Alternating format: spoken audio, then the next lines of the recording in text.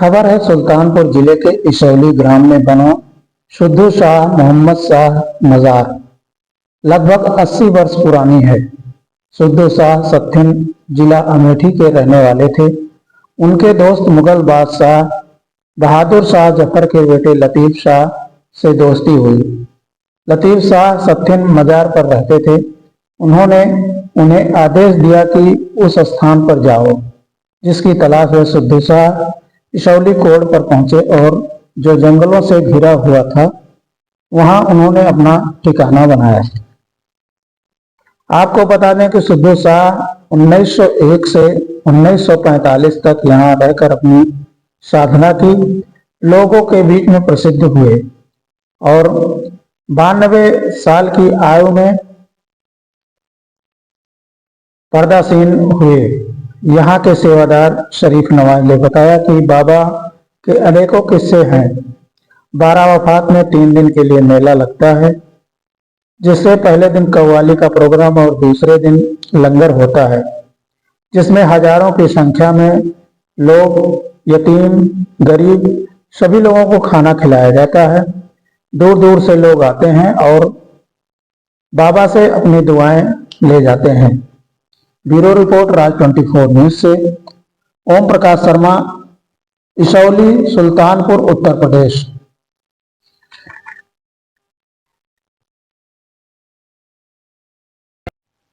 आपका नाम क्या है? जी, अस्सलाम वालेकुम रहमतुल्लाहि व बरकातहू। मेरा नाम मोहम्मद शरीफ नवाज कादरी तस्लीमी है और सबसे पहले मैं आपके चैनल का शुक्रिया अदा करना चाहूँगा कि आपने ये समझा कि इन पुरानी चीज़ों को दिखाया जाए। और मेरा नाम मोहम्मद शरीफ नवाज कादरी किस स्थान पे है आप? ये स्थान कस्बा इसौली, ज़िला सुल्तानपुर में एक कस्बा पड़ता है, कस्बा इसौली शरीफ, वहीं नदी के बिल्कुल किनारे पर ये स्थान। ये बाबा के बारे में कुछ परिचय बताइए। जी जी जी, ज़रूर, इंशाल्लाह। ये जो आप मज़ार शरीफ देख रहे हैं, आगे से दिखाएं नाम भी, ताकि आपके जो देखने वाले हैं उनको नाम भी पता चले। इनका नाम हुजूर तस्लीम मिल्लत अलमारूफ शुद्धू शाह अलैहि रहमत व रिज़वान है, नाम ऊपर लिखा हुआ है जी। हाँ, शुद्धू शाह के नाम से आप मशहूर हैं जी। प्रॉपर रहने वाले आप सत्थिन शरीफ के थे जी। सन 1901 में आप इसौली आए हैं जी, शुद्धू शाह अलैहि रहमत व रिज़वान। और सन 1901 से सन 1945 तक आप यहाँ रहे हैं। 45 साल में आपने जो है इस ज़ाहिरी दुनिया से पर्दा फरमाया जी। और ये मज़ार शरीफ जो आप देख रहे हैं जी, इनका नाम जान मोहम्मद शाह जी। ये इन्हीं के भतीजे हैं। आपके बाद यहाँ का जो कारोबार या जो भी काम था आप ही ने संभाला था, यहाँ के इंतजाम का काम। और इस साइड पे भी आप दिखा देंगे हजरत उजियाली बीवी। जब सन 1901 में आप यहाँ तशरीफ लाए हैं, मतलब आपका यहाँ आना हुआ जी, तो सबसे पहले मुलाकात आपकी इन्हीं से हुई थी। इनका नाम हजरत उजियाली बीवी है। इन्हीं से आपकी मुलाकात के बारे में कुछ बताएंगे आप? जी जी जी। जब आप यहाँ आए थे तो ये जंगल हुआ करता था, तो हजरत उजियाली बीबी, इनका नाम उजियाली नहीं है, इनका नाम मेड़ा था।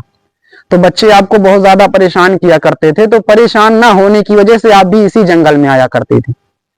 तब बाबा ने आपको अपनी बेटी बना लिया था, आप उनकी खिदमत करती थी। एक दिन काफी परेशान थी, तब आपने पूछा था परेशान क्यों हो, तब आपने कहा था कि बच्चे मुझे मेड़ा कह के बुलाते हैं, मुझे तकलीफ होती है। तब आपने इनको उजियाली कहकर बुलाया था और कहा था कि आज के बाद तुम्हें लोग उजियाली के नाम से जानेंगे। तब से आपको लोग उजियाली ही के नाम से जानते हैं। अच्छा, सबसे बड़ी बात यह कि जब आप उसके बाद अपने घर गई हैं तो घर वालों ने भी पहचानने से इनकार कर दिया था कि आप हो कौन। इनके बारे में कुछ बता रहे थे कि मतलब क्या इनकी शादी वगैरह कैसे हुई? जी जी जी, आपकी शादी हो गई थी, हालांकि आपकी मर्जी नहीं थी, लोगों ने करा दिया था, आपके घर के लोगों ने।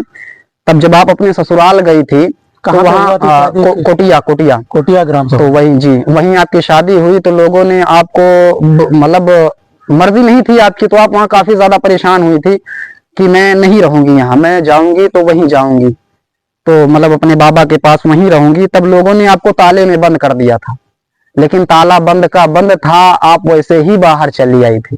और नदी के किनारे पर जब आप आई थी, आपने वहां से आवाज लगाया था, तो पहले तो हुजूर शुद्धू शाह ने, यानी बाबा ने उनको डांटा कि क्यों चली आई, लेकिन उन्होंने कहा आप तो चली आए हैं, अब बताइए आए कैसे। और नदी बहुत बाढ़ी हुई थी।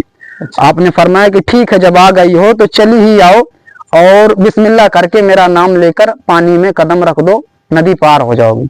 और आपने वैसा ही किया। तब से लेकर आज तक मैंने बुजुर्गों से मालूम किया और जो ज़ईफ लोग हैं हमारे गांव से, सबसे पूछा, उन्होंने बताया कि तब से लेकर आज तक ये जो किला घाट है, उस साइड में भी एक घाट है और इधर भी, दोनों को शाही किला घाट कहते हैं। अच्छा। है ना। ये कम से कम होगा 45 से 50 मीटर की रेंज में। इतने दूर में अगर कोई भी डूबता है तो वो डूबता नहीं है, बच जाता है। हाँ, कोई भी नदी में अगर डूबता हो तो ये गारंटी है, लोग उसे बचा लेते हैं या वो खुद बच जाएगा, लेकिन वो बच जाता है। अच्छा, बाबा जी कहाँ से कैसे आए थे, उनका कुछ परिचय बताइए। जी, ये हुजूर सिद्धू शाह रहमतुल्लाह रिजवान रहने वाले सत्थीन के हैं जी। और सत्थीन में मुगल सल्तनत के आखिरी बादशाह बहादुर शाह जफर के जो बेटे हैं अब्दुल लतीफ शाह रहमतुल्लाह रिजवान, जब वो सत्थीन शरीफ आए हैं तो उनसे मुलाकात सबसे पहले इन्हीं से हुई। आप दोनों लोग साथ में रहते थे, तो उनके हुक्म से आप जब वहां से चले हैं तो यहाँ पहले नहीं आए, पहले आप इसी जगह की तलाश में बहुत दूर दूर गए, क्योंकि उन्होंने कहा था कि आप ऐसी जगह जाएं जो शाही किला और नदी के किनारे पर है, जगह नहीं बताया था। अच्छा। कि वो जगह इसौली ही है। अच्छा। तो आप इसी जगह की तलाश में तकरीबन 12-13 साल तक भटकते रहे कि वो जगह कौन सी है। फिर जाकर आपको ये जगह पता चली, तो सन 1901 में आप इसौली आए। वैसे आपका घर सत्थीन शरीफ। तो इनका जीवन काल कितना समय रहा?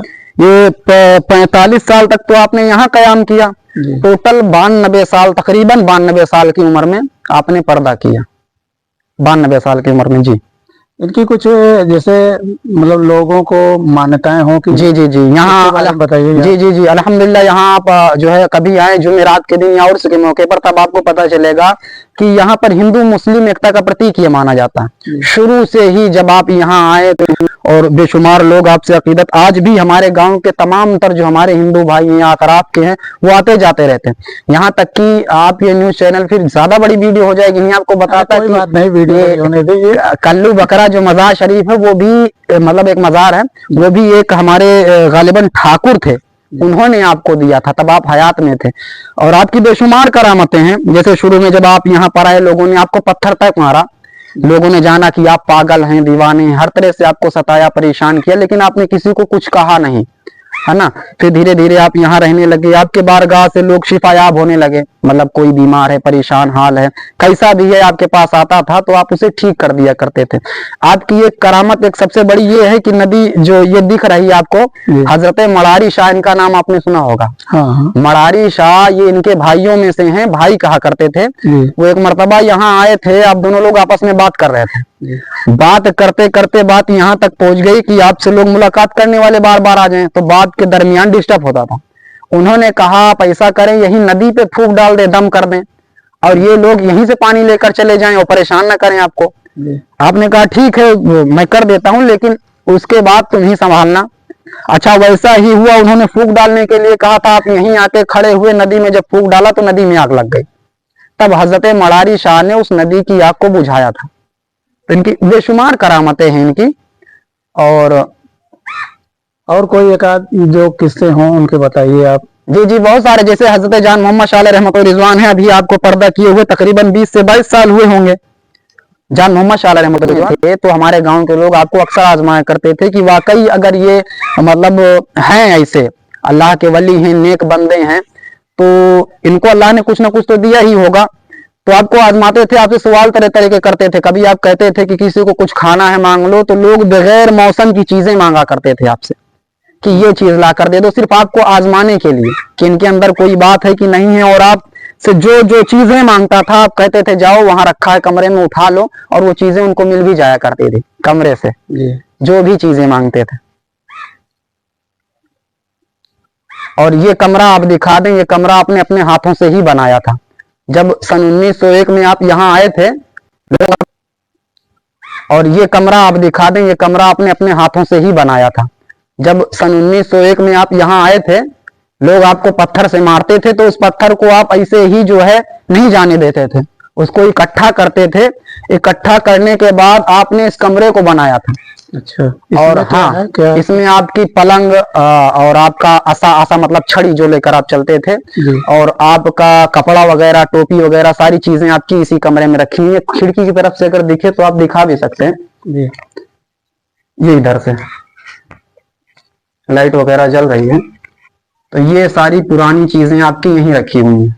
अच्छा, जी। यही लेटते थे। ये टॉर्च वगैरह जी, ये उन्हीं का कमरा, उन्हीं के हाथों से बनाया हुआ था। अच्छा अब बाद में तामीर किया गया, पुरानी ईंटें अभी भी उसमें लगी हुई हैं जी।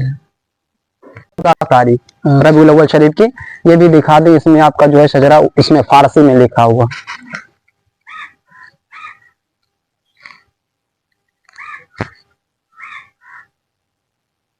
और जी मोहम्मद साहब का जन्मदिन जो होता मनाया जाता है, हाँ हाँ हाँ, उसी में पे 12, 13, 14 रबीउल अव्वल शरीफ को आपका उर्स होता है। 3 दिन का ये प्रोग्राम होता है। अच्छा तो पहले दिन जो होता है वो शमा महफिल, कव्वाली वगैरह होती है, जी। और दूसरे दिन लंगर, मतलब खाने का इंतजाम होता है। तकरीबन 60 से 70 हजार लोगों के खाने का इंतजाम अच्छा, किया जाता है यहाँ पर।